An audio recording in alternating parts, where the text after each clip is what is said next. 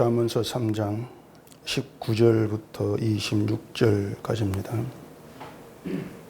여호와께서는 지혜로 땅에 터를 놓으셨으며 명철로 하늘을 견고히 세우셨고 그의 지식으로 깊은 바다를 갈라지게 하셨으며 공중에서 이슬이 내리게 하셨느니라.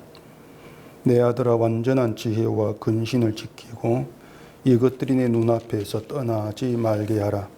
그리하면 그것이 내 영혼의 생명이 되며 내 목의 장식이 되리니 내가 내 길을 평안히 행하겠고 내 발이 거치지 아니하겠으며 내가 누울 때에 두려워하지 아니하겠고 내가 누운즉 내 잠이 달리로다.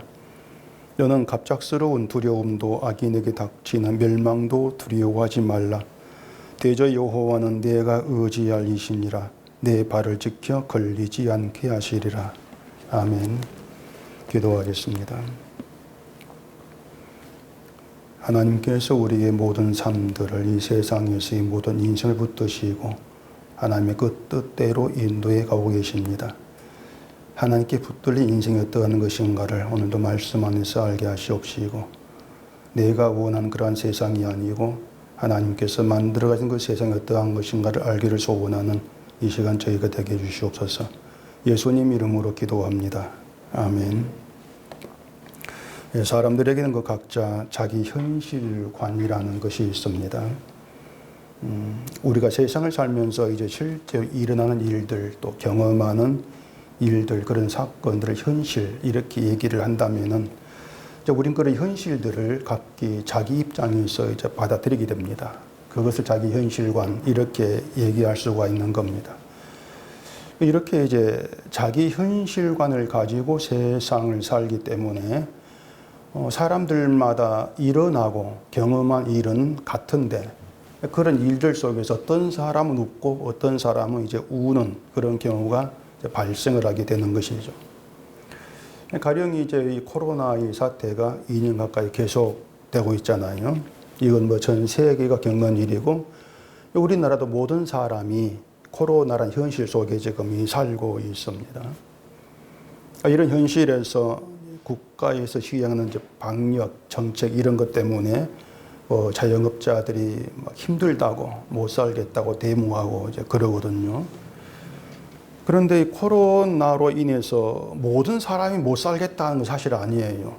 코로나 때문에 외출이 줄면서 뭐 온라인으로 사업하는 그런 사람도 호황을 누린다 뭐 이렇게 얘기하고 있고 또 배달업체도 잘 된다고 그러고 또 식당도 매장이 넓고 또 룸이 있는 그런 식당은 예약이 꽉 차 있다 그래요. 왜냐 방역상 위험이 적다. 그것 때문에 그런 데를 사람들이 이제 많이 간다고 하는 겁니다. 그런 기사를 봤는데 그런 사람들에게는 코로나 현실 속에 우는 것이 아니고 오히려 웃음이 된다. 이렇게도 이제 얘기할 수가 있단 말이에요.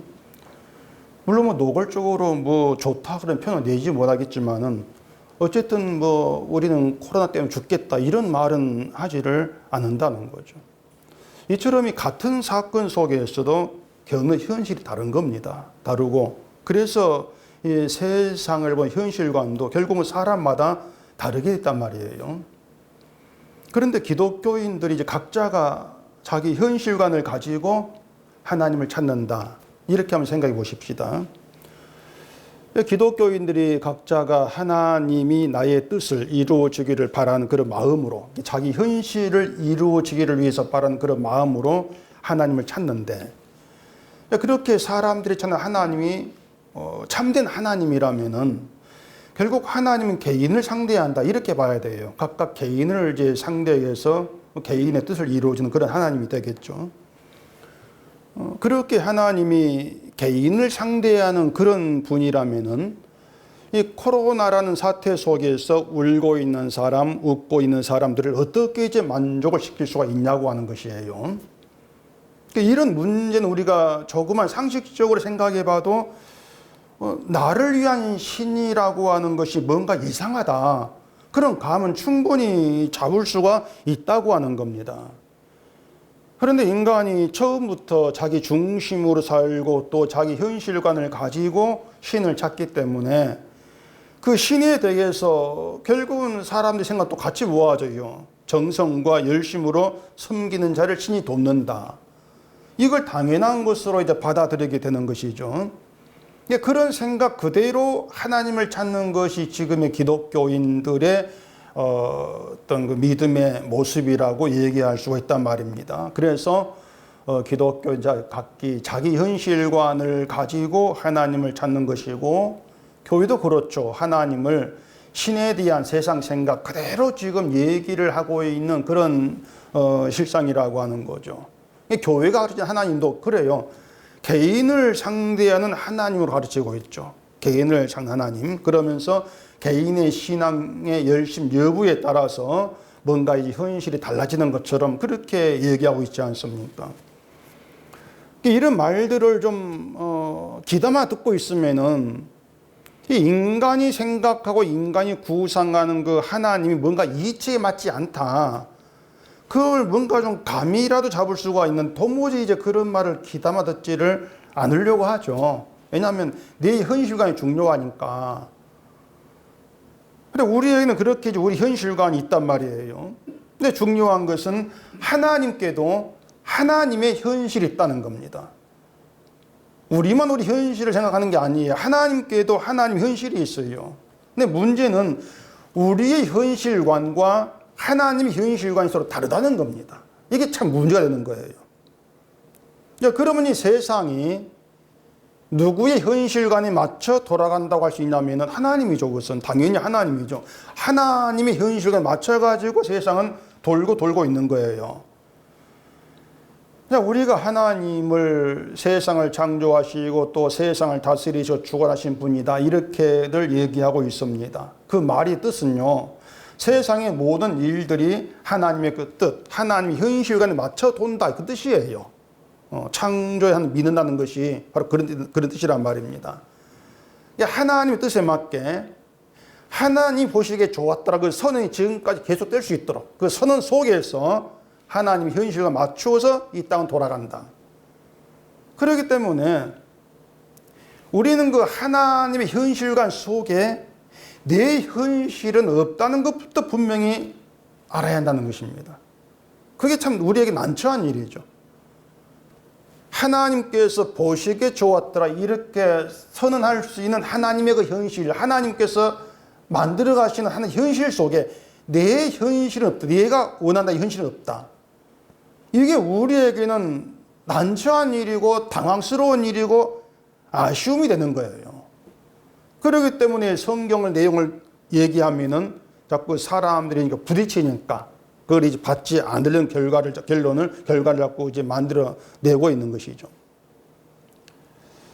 만약 우리가 이것저것 다 생각하지 않고 그냥 내 현실관에 맞춰가지고 세상 일이 돌아가기를 바란다면은 우리는 하나님의 세상을 다스리고 창조했다, 이 말 하지 않아야 합니다.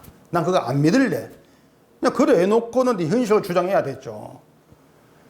근데 이 세상을 하나님이 다시 이렇게 말해놓고는 네 현실을 주장한다는 것은 앞뒤가 안 맞는 거예요. 결국 거짓말이죠.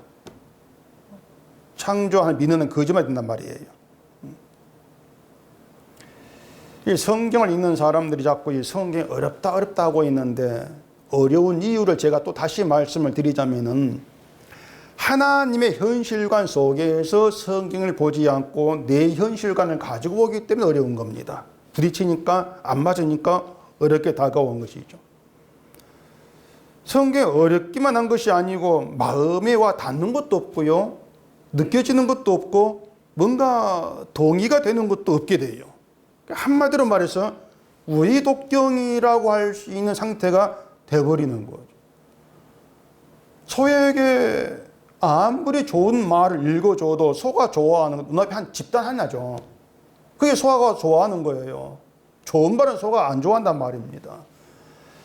이러한 것들이 성경을 대하는 이제 우리의 태도라고 그렇게 얘기할 수가 있는 거죠. 그러니까 우리 실력 가지고는 성경 애당초부터 이해를 못해요.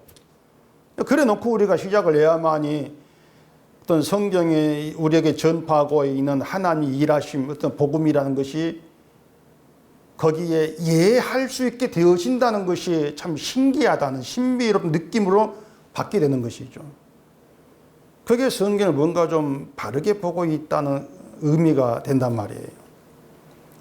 오늘 본문에 보면은 어렵지 않은 내용이죠. 19절에 여호와께서는 지혜로 땅에 틀을 놓으셨으며 명철로 하늘을 견고히 세우셨고 그의 지식으로 깊은 바다를 갈라지게 하셨으며 공중에서 이슬을 내리게 하셨느니라.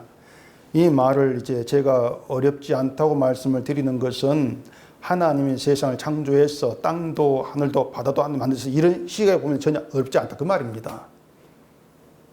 그렇게 보면 어려울 게 뭐가 있어? 아무 어렵지 않습니까? 근데 이 본문이 우리에게 뭘 지금 얘기하고 있느냐고 하는 것이에요. 하나님께서 지혜와 명철과 지식으로 땅과 하늘과 바다를 만드셨다.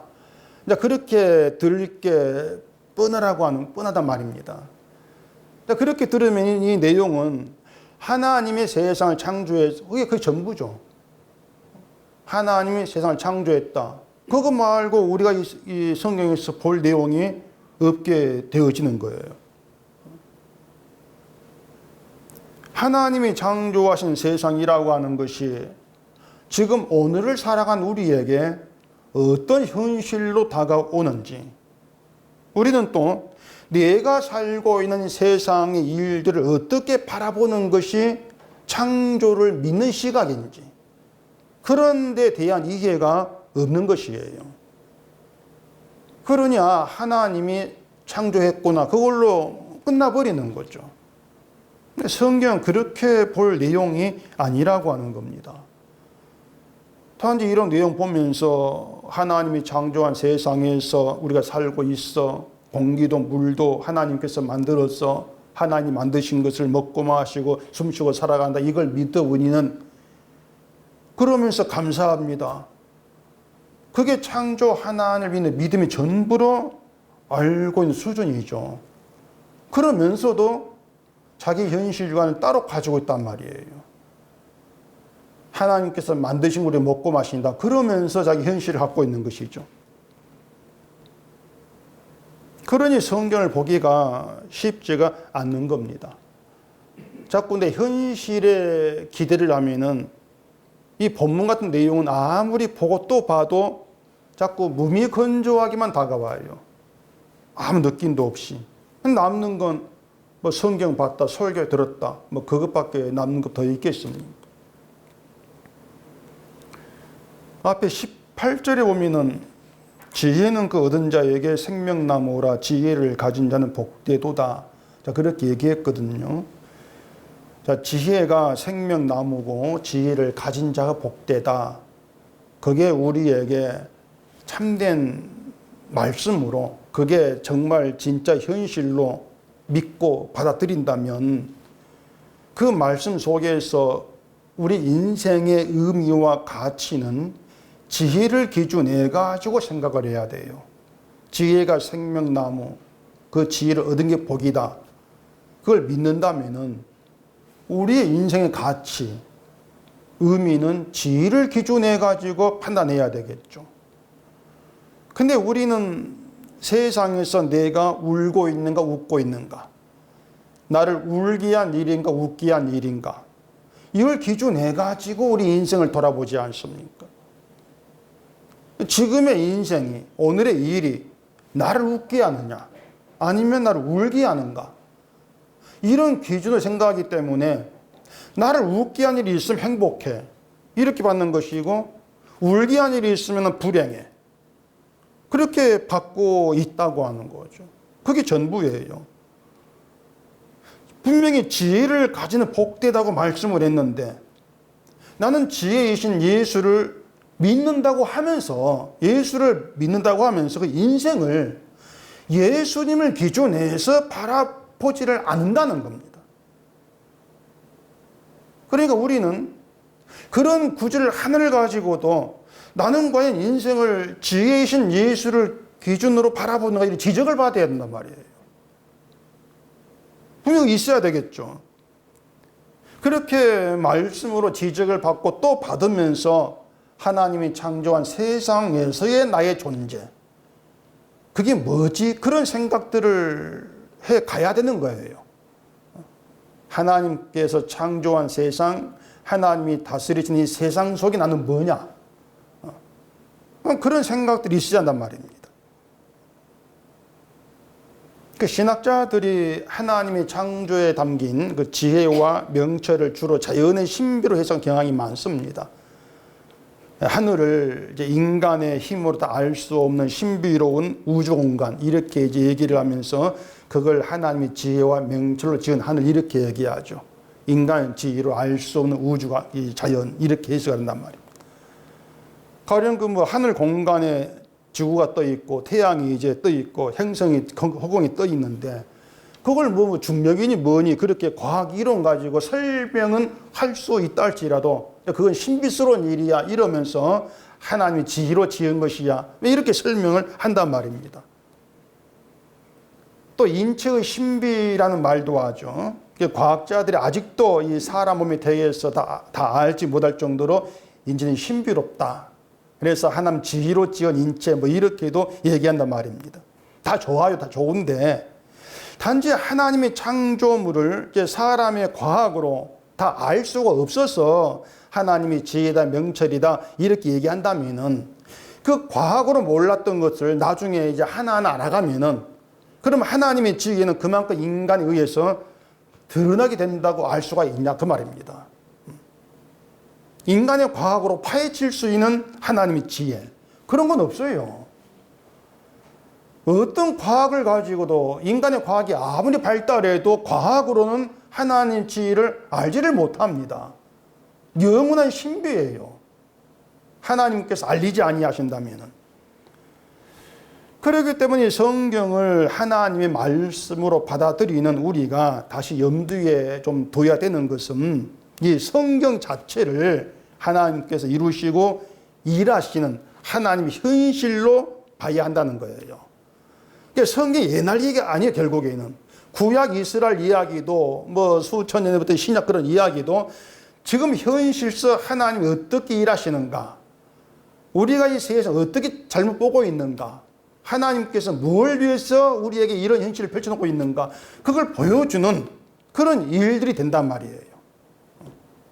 구약 얘기도 옛날 택해 묵은 역사가 아니고 우리 현실을 담고 있고 알려준다. 그런 식의 봐야 되죠. 그 말이 뭐냐면 우리 각자가 성경을 볼 때에 자기 현실관을 가지고 성경 보면 안 된다는 겁니다. 그거 가지고 생각해야 되죠. 나의 현실관을 가지고 보기 때문에 도무지 감동이 없는 것이고 왜 내 일 안 맞으니까 감동이 없고 무미건조하고 이걸 어떻게 일을 해야 될지 알 수 없는 그런 이제 경우가 허다한 거죠. 자, 지혜로 땅에 틀을 넣으셨고 명철로 하늘을 견고히 세우셨고 지식으로 깊은 바다를 갈라지게 하셨고 공중에서 이슬이 내리기까지 하신다 이렇게 말하는데 잠언서 9장 10절 보면은 여호와를 경외하는 것이 지혜의 근본이요 거룩하신 자를 아는 것이 명철이라는 말이 있습니다. 왜 이런 말을 하고 있는가 하면은 우리가 여호와를 경외하는 거 또 거룩하신 자를 아는 거 이것은 그리스도를 모르고는 안 되는 일이에요. 사람들은 그렇습니다. 내가 어떤 예수님과 상관없이 하나님을 경외한다고 하고 안다 그래요. 이스라엘이 그랬거든요. 하나님이 주신 율법대로 하면은 하나님 경외하는 것이고 또 조상대대로 섬겨오는 그 하나님을 하나님으로 알고 있으면 하나님을 아는 것이고 그렇게 생각했단 말입니다. 이건 지금의 기독교도 다르지 않지 않습니까? 유대인들이 안식일을 지키는 그것처럼 주일 성수를 하고 11조 하면은 하나님 경외하는 거 그렇게들 보고 있고 또 자기가 성경 보면서 하나님 이런 분이네 그걸 아는 걸 가지고 하나님 안다 그렇게들 하고 있단 말이에요. 뭔가 하면은 하나님과 예수님을 별개로 생각을 해요. 어떤 식이냐면 하나님도 믿고 예수도 믿고 그리고 성령도 믿는다. 그렇게 생각을 하죠. 그렇기 때문에 어떤 혼란이 있는가 하면은 자, 하나님도 믿고 예수도 믿고 성령을 믿어? 그러면은 세 분 하나님 믿는 것인가? 그러면 삼신이 되는 건 아니냐? 그런 혼란이 있어요. 근데 하나님도 믿고 예수도 믿는 건 없습니다. 요한복음 14장을 가보십시다. 요한복음 14장 7절입니다. 너희가 나를 알았더라면 내 아버지도 알았으리로다. 이제부터는 너희가 그를 알았고 또 보았느니라. 빌립이 이르되 주여 아버지를 우리에게 보여주옵소서. 그리하면 족하겠나이다. 예수께서 이르시되 빌립아 내가 이렇게 오래 너희와 함께 있으되 내가 나를 알지 못하느냐? 나를 본 자는 아버지를 보았거늘 어찌하여 아버지를 보이라 하느냐? 이런 말씀이 있었죠. 자, 예수님의 이 말씀대로 하면은요, 우리가 예수님도 알고 하나님도 알고 예수님도 보고 하나님도 보고 그렇게 따로 알고 따로 보는 것은 없어요. 예수님을 아는 것이 하나님을 아는 게 돼요. 하나죠. 이 말은 예수를 믿는 것이 하나님을 믿는 것이 그 뜻이란 말입니다. 예수도 믿고 하나님 믿고 이건 없다는 거예요. 믿음도 하나란 얘기예요.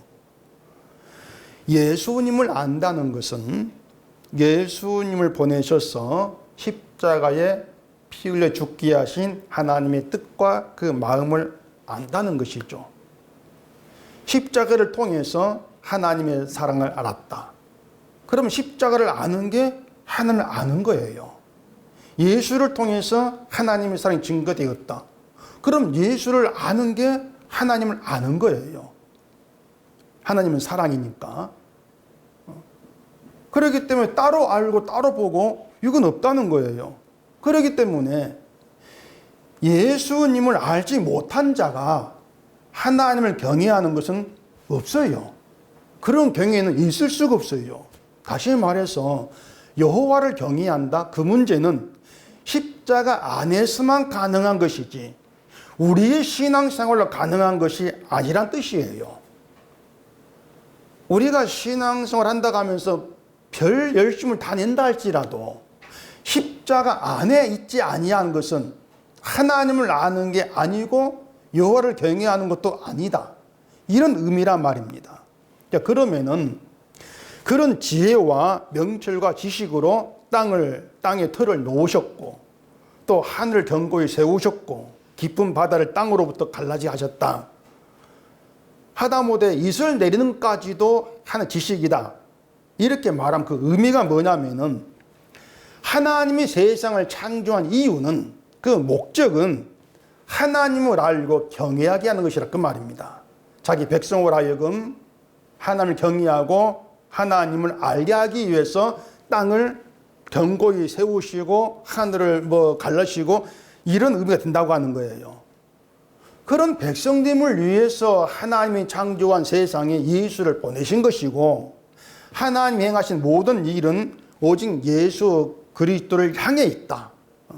우리를 예수께로 인도해서 그 주를 아는 자로 만들기 위해서다. 우리는 그렇게 해석할 수 있단단 말이에요. 그렇다면은 하나님이 창조한 세상에 우리가 존재하고 살아간다. 그럼 그 모든 일들은 내 현실을 위해서가 아니죠. 하나님 백성으로 택한 자들을 예수 그리스도 안에서 모으셔서 하나님의 사랑 아는 자로 만들기 위해서다. 우리는 그런 결론을 내릴 수밖에 없는 거예요. 그렇기 때문에 성경은 우리의 시각이 얼마나 잘못되어 있냐고 하는 것입니다.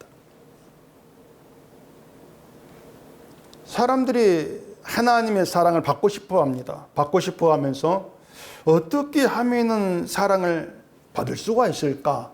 그런 관심을 가지고 성경을 펼친단 말이에요.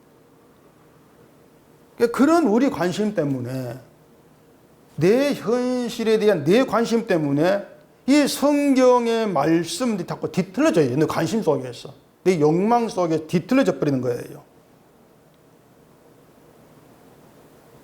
인간은 하나님의 사랑을 애당초 받을 수 없는 그런 존재인입니다. 그게 하나님과 인간의 본래 관계예요. 사랑받을 수 없는 저주 아래에 있는 그게 하나님과 인간의 관계죠.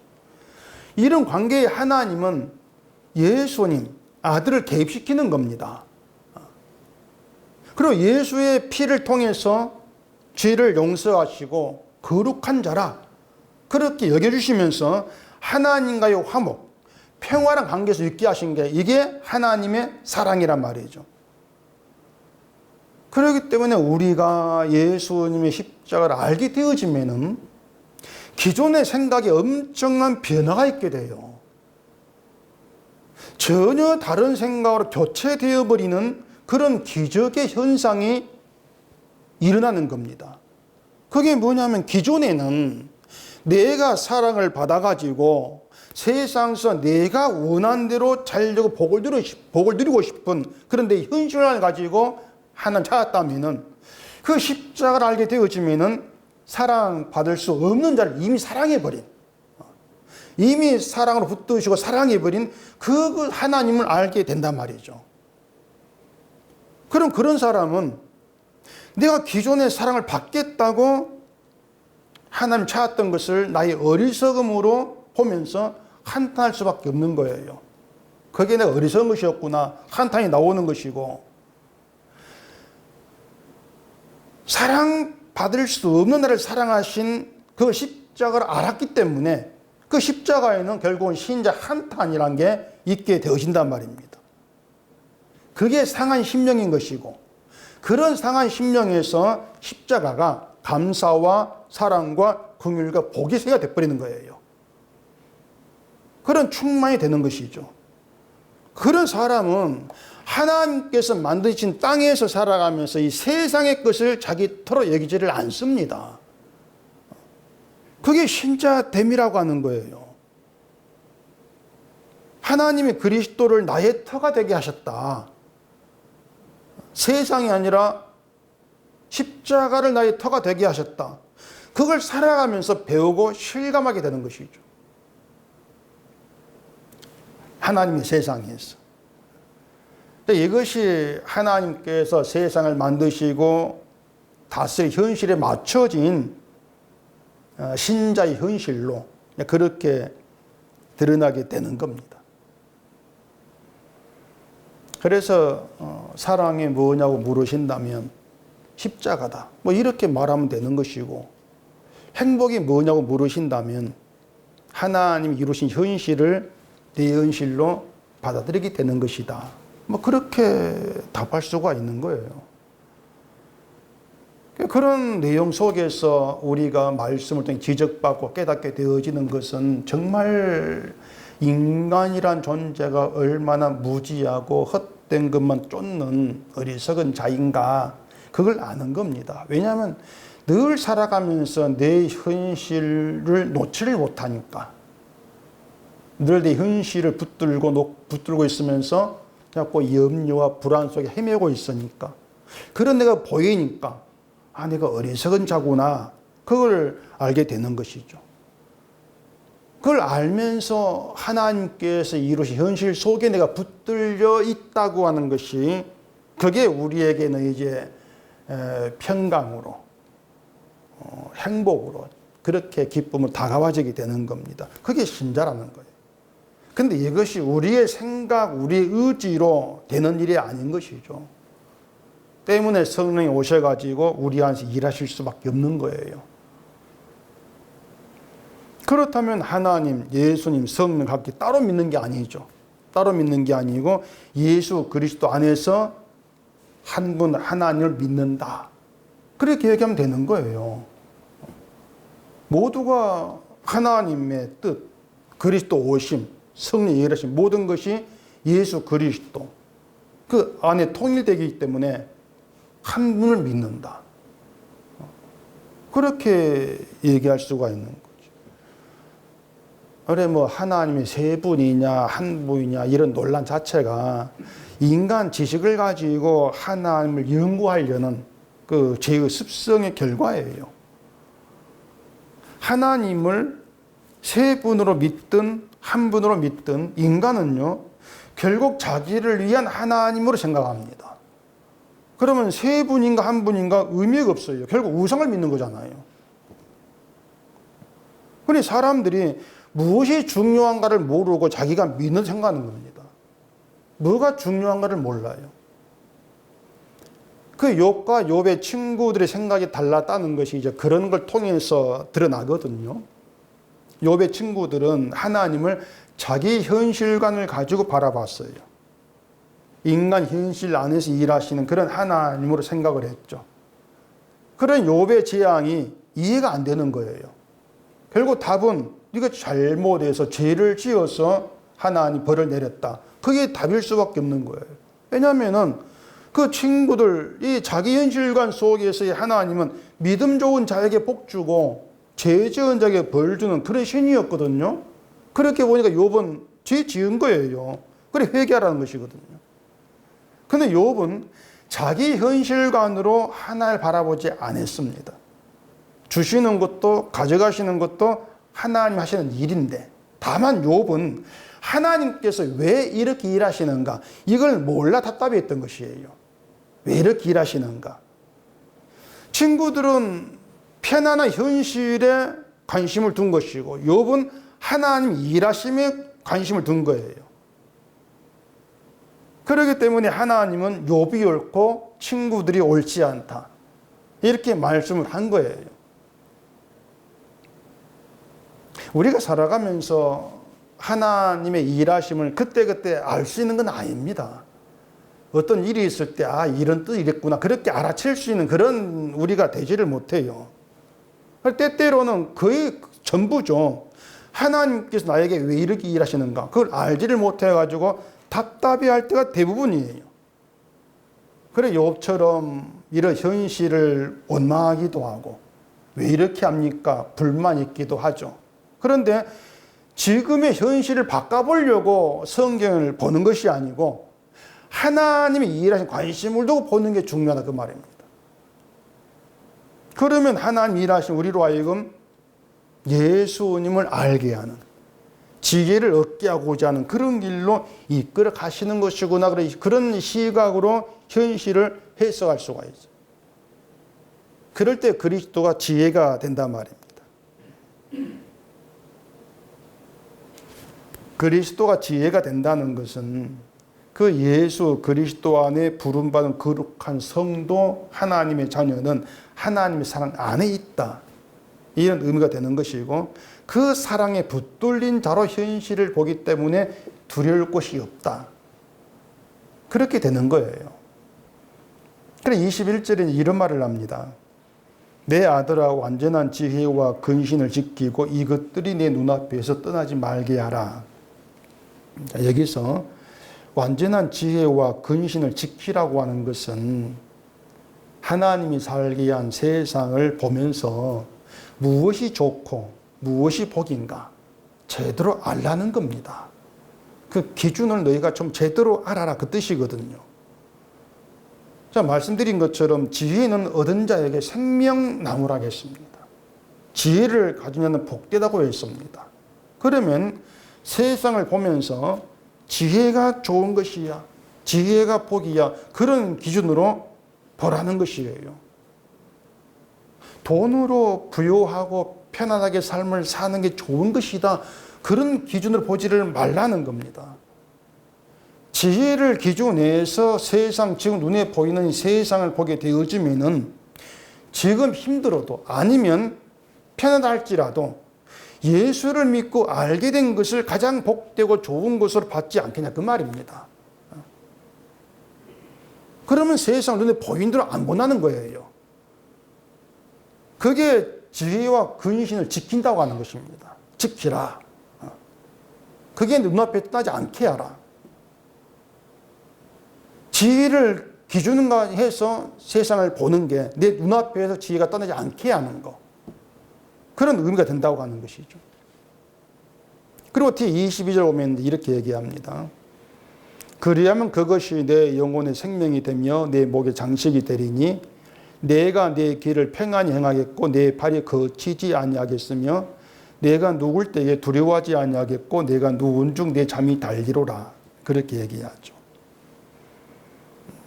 우리에게 지혜가 되고 근신이 되시는 그리스도가 내 마음에서 떠나지 않는 그것이 영혼의 생명이 된다. 이러한 의미가 되는 거예요. 바울이 그랬죠. 내가 사는 것이 아니고 내 안에 그리스도께 사시는 것이다. 그 내 안에 그리스도께서 사신다고 하는 것을 그냥 막연하게 생각하면 안 된다 그랬습니다. 신자의 현실은 그 안에 예수 그리스도가 살고 계시는 거예요. 그게 현실이에요. 뭐냐면 우리 마음에는 주가 일하고 계신다는 겁니다. 우리 속에서, 내 안에서 주가 일하신다. 그게 우리 참된 현실 그 뜻이란 것이에요. 우리가 뭐 예수님께 내 마음에 들어와 달라고, 내 안에 들어와 사시라고 부탁한 것도 아니고요. 뭐 초청한 것도 아니지 않습니까? 사람들은 내 안에 예수님이 들어와 사신다는 것을 생각조차 하지를 못합니다. 내가 잘하고 있는데, 내가 예수를 잘 믿고 있고 양심 바르게 잘 살고 있는데 굳이 내 마음에 예수가 들어갈 필요성이 없다고 우리는 그렇게 생각을 하죠. 그래서 기독교인들 예수님 밖에 계신 분이에요. 늘 유대인들이 하나님을 그렇게 믿었거든요. 하늘 어딘가에 계시다가 뭐 자기들에게 문제가 있어가지고 부르면 달려와가지고 도와주는 그런 분으로 알았습니다. 하나님을. 내 안에 영으로 계시는 하나님, 도무지 그들은 생각지를 못했어요. 근데 지금도 기독교인들 하나님을 내 밖에 있는 분으로 생각하지 않습니까? 어딘가 계시는데 내가 기도하면 달려와가 도와주는 그런 하나님이거든요. 내 안에서 계시고 일하시는 그런 하나님을 생각지를 못해요. 결국 하나님을 내 밖에 계신 분을 안다면 이 사람 믿음은 내가 잘해야 돼요. 내가 잘해야만이 나를 사랑하시면서 내가 부탁할 때 달려와 도와주지 않겠는가. 늘 그런 생각이 묻혀 있는 거예요. 그런 점에서 내 안에 예수님이 사신다는 것은 어떤 뜻이냐면 우리 마음 가지고는 예수를 믿을 수가 없다는 겁니다. 예수님이 내 안에 오셔가지고 살지 아니하면, 예수님이 내 안에서 일하지 아니하면 믿으면 안 된다는 거예요. 그런 의미거든요. 바울은 결국 무언가 자기 믿음을 부정하는 거예요. 내 힘으로 안 되는 믿음이야. 예수님이 내 안에 사시기 때문에 제가 지금 이름을 할 수 있는 거야. 그런 의미를 하고 있는 것이죠.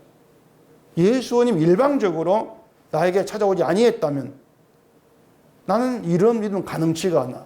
이 뜻이란 말이에요. 자, 그럼 보세요. 예수님이 일방적으로 찾아오셨습니다. 우리가 원한 게 아니에요. 일방적으로 오셔가지고 내 안에 사시고 우리를 다스립니다.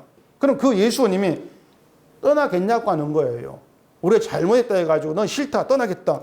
그런 예수님은 없죠. 애당초 내가 잘해가지고 내 안에 오신 것이 아니고 제 가운데 있는 그런 우리에게 오신, 내 안에 그런 오신 예수님이기 때문에 우리가 뭐 죄를 지어서 떠나갈까? 그건 우리의 불안이죠. 우리 염려고. 예수님이 내 안에 오셔가지고 간섭하지 않으면 안 되니까 오신 거예요, 그냥. 그래 예수님 우리가 떠나달라고 사정을 해 떠나지 않습니다. 이건 뭐 구원의 안심과 그 뜻할 말이 아니에요. 눈에 보인 세상 일과 관계없이 그 하나님에 의해 선택된 신자라는 그런 존재는 예수님과 함께하는 생명으로 인도되고 있다는 겁니다. 그게 우리가 세상을 봐야 되는 시각이라고 하는 거예요. 그게 지의 시각이라고 하는 것이에요. 그것 때문에 신자의 길은 평안이다. 이렇게 얘기할 수 있다는 것입니다. 누울 때에 두려워하지 않고 잠이 달다 하는 것은 불안, 걱정, 염려가 없다. 그런 뜻이겠죠. 잠이 달다. 불안함이 없어. 평안이야. 그 뜻이겠죠. 근데 사람이 걱정, 염려 없이 살 수가 없지 않습니까? 늘 일이 잘 될까 염려하고 괜찮을까 염려하고 내일 어떻게 될까 염려하고 또 구원받지 못할까 염려도 하기도 하고 그러니까 세상 문제든 신앙 문제든 염려에서 벗어나지를 못합니다. 염려로 시작해가지고 염려로 끝나는 것이 인생이다. 뭐 그래도 틀린 말은 아닐 거예요. 마태복음 6장 봐보십시다. 다 아는 내용인데 보십시다. 마태복음 6장. 33절입니다. 그런즉 너희는 먼저 그의 나라와 그의 의를 구하라. 그리하면 이 모든 것을 너희에게 더하시리라. 그러므로 내일 일을 위하여 염려하지 말라. 내일 일은 내일이 염려할 것이요 한날의 괴로움은 그날에 족하리라. 자, 여기 예수님 말씀에서 앞뒤가 이제 다른 게 있습니다. 염려하지 말라고 했는데 염려할 것이요, 이런 말이 있잖아요.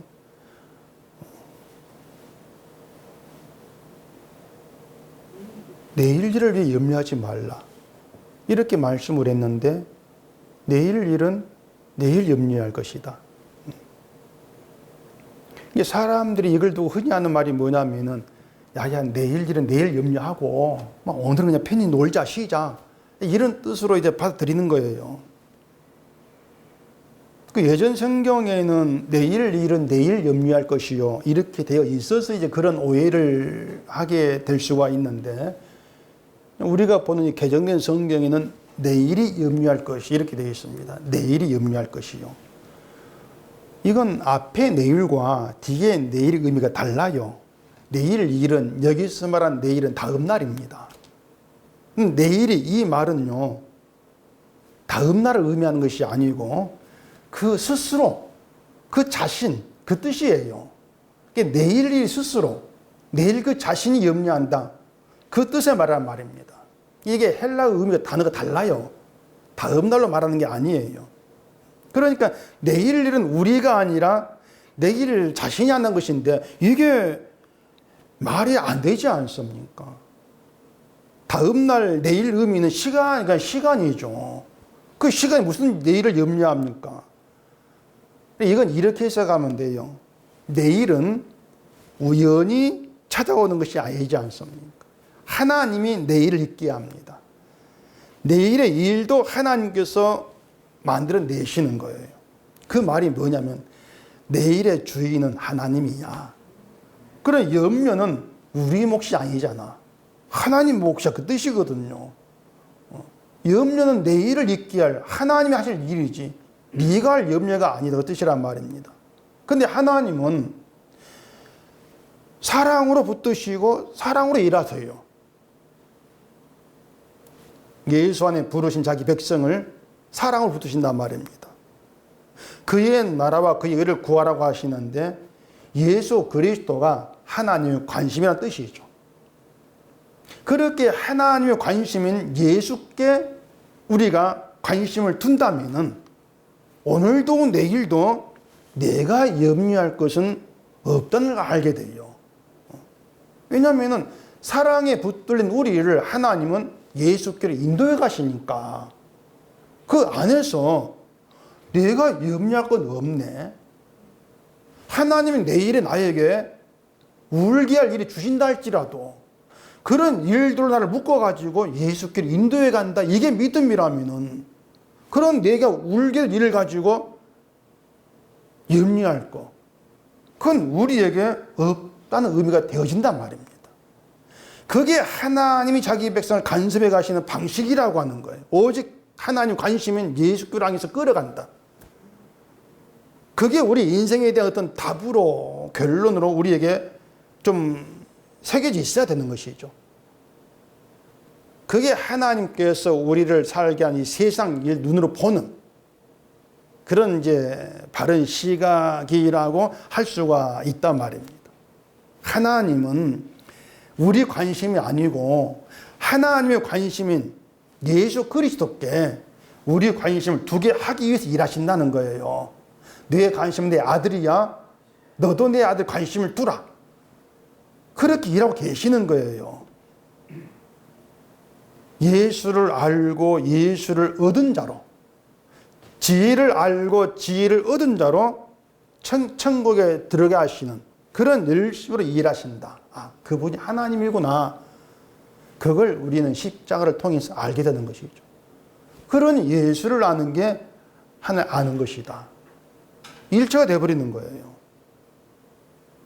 하나님이 우리에게, 오늘이 우리에게 마지막 날이 되게 할 수도 있습니다. 그러면 그렇게 마지막 날, 그런 시선에서 생각을 하면은 지혜를 얻은 자에게는 정말 지혜가 생명나무예요. 마지막 날, 내일은 오늘 내게 할 일이 다 끝났어. 마지막 날이야. 그 시선해 본다면 지혜. 그리스도는 생명나무죠. 그러면 지혜를 가진 자가 복되다. 우린 그 말에 전 의심할 수가 없는 거예요. 자꾸 내일이 있고 그 내일을 내 현실관에서 바라보기 때문에 내일 이렇게 되었으면 모레 이렇게 되었으면 그러다 보니까 지혜가 복이다. 놓쳐버리는 것이죠. 잊어버리는 것이고 늘 내 길로 가려고 하는 그런 발악을 하는 우리의 습성만 자꾸 드러내게 되는 것이죠. 25절 보십시다. 본문에 너는 갑작스러운 두려움도 악인에게 닥치는 멸망도 두려워하지 말라. 대저 여호와는 내가 의지할 이시니라. 내 발을 지켜 걸리지 않게 하시리라. 결론은 그겁니다. 우리가 의지할 분은 여호와라고 하는 겁니다. 물론 교회도 하나님 의지해라 이런 말 많이 하죠. 근데 교회가 말하는 하나님 의지하는 것은 의지해. 그러면 하나님이 내 원하는 거 들어줄 거야. 그 의지란 말입니다. 그런 의지는 없어요. 그건 우상이란 말이에요. 내 현실관에서 하나님을 의지하자. 이건 틀린 겁니다. 하나님은 우리가 원하는 현실을 이루어주지 않으신다고 했습니다. 내 현실을 이루어준다면 하나님은 하나님의 현실을 버려야 되겠죠. 우리가 가장 신뢰할 수밖에 없는 현실은 하나님의 사랑 안에 있다는 거예요. 그게 우리가 가장 신뢰할 수 있는 현실이 되는 거예요. 그 시편 121편 3절에 보면은 여호와께서 너를 실족하지 않게 하시며 너를 지키시는 이가 졸지 아니하시로다. 이스라엘을 지키시는 이는 졸지도 아니하시고 주무시지도 아니하시로다. 이런 말이 있거든요. 우린 잠잔다 할지라도 우린 잠자도 하나님은 졸지 않고 우리를 지키신다. 이유가 뭘까? 그 이유는 우리가 하나님과 사랑의 관계가 있기 때문에 그래요. 사랑으로 붙으시면서 그 사랑 안에서 주를 알게 하시고 주로 인해서 여호와께 영광되는 백성으로 만드시겠다. 그 뜻이 변하지 않고 생생히 살아있기 때문에 그 뜻을 이루시기 위해서 졸지 않고 우리를 지키시는 것이죠. 그런 하나님과의 사랑 관계가 예수의 피로 이루어졌다고 하는 거예요. 그렇게 그리스도 피로 이루어져서 누리는 그 은혜, 그 복이 하나님의 은혜 속에서 있는, 하는 관계 속에 있는 신자됨이라고 하는 것입니다. 이것이 지혜와 명철로 지으신 세상에서 살게 하는 신자 위상인 것이고 하나 현실이다. 이렇게 볼 수 있어야 되죠. 그래 본문은 단지 하나님이 이 땅을 창조해서 그 의미가 아니에요. 하나님이 창조한 세상 속에서 하나님 지혜로 있게 하신 그 신자됨을 어떻게 하나님께 이루어가시 인도내시는가, 만들어내시는가, 이 모든 내막이 담겨 있는 것이고, 그렇기 때문에 너의 눈에 앞에 보이는 현실을 너희 시각으로 보지 말라. 이런 의미가 되어지는 것이죠.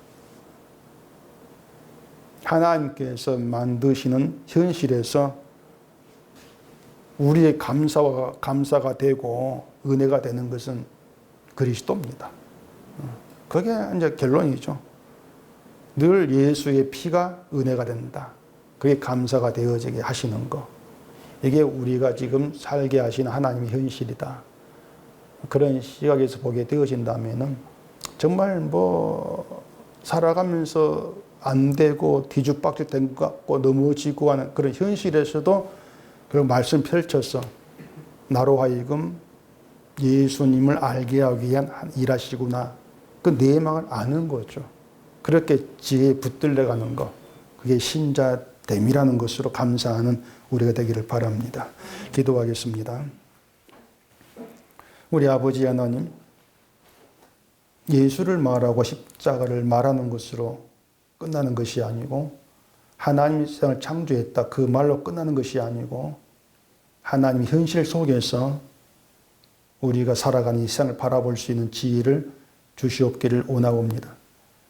내가 원한 현실이 아니라 할지라도 하나님의 사랑 안에서 하나님 뜻대로 이루어지는 것임을 알게 하시고 하나님 일하시면 신뢰하면서 결국에는 그리스도의 피로 감사하는 저희가 되도록 해주시옵소서. 예수님 이름으로 기도합니다. 아멘.